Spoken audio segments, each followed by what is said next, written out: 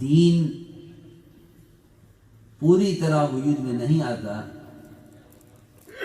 جب تک انصار اور مہاجر آپس میں مل کر ایسے نہ ہو جائیں جیسے دو سگے ایک دوسرے سے محبت کرنے والے بھائی ہوتے ہیں۔ جب تک انصار اور مہاجر آپس میں مل کر ایسے نہ ہو جائیں کہ باہر سے آنے والا یہ تمیز نہ کر سکے کہ ان میں انصار کون ہے مہاجر کون ہے، اس لیے کہ جب تک کسی ملک کے مقامی باشندے دین کی محنت کو اور دین کے کام کو اور دین کے شعبوں کو، وہ چاہے مراکز ہوں، مساجد ہوں، مدارس ہوں، دینی تحریکیں ہوں، جب تک مقامی لوگ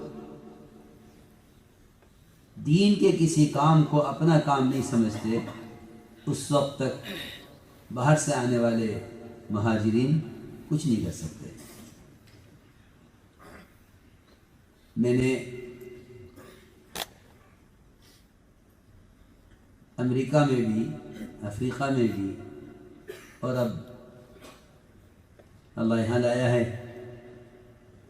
میں نے اس پورے سفر میں اس بات پر غور کیا کہ ان ملکوں میں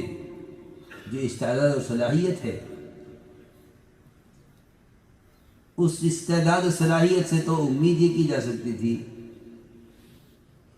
کہ یہ ممالک خود اپنے ہی لیے نہیں بلکہ سارے عالم کے لیے ہدایت کا اور دین کا قائم ہونے کا ذریعہ بن سکتے تھے، لیکن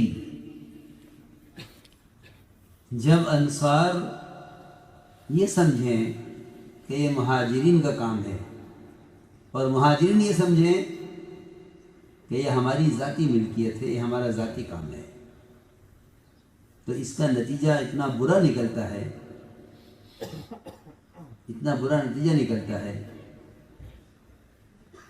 کہ اس سے کوئی خیر وجود میں نہیں آتی۔ ماحول عرض کر رہا کہ جب تک انصار مہاجر آپس میں مل کر ایک نہیں ہو گئے، اس وقت تک مدینے سے باہر اسلام نہیں پھیلا۔ اسلام کے پھیلنے کی جگہ مدینہ ہے، مکے سے اسلام نہیں پھیلا ہے،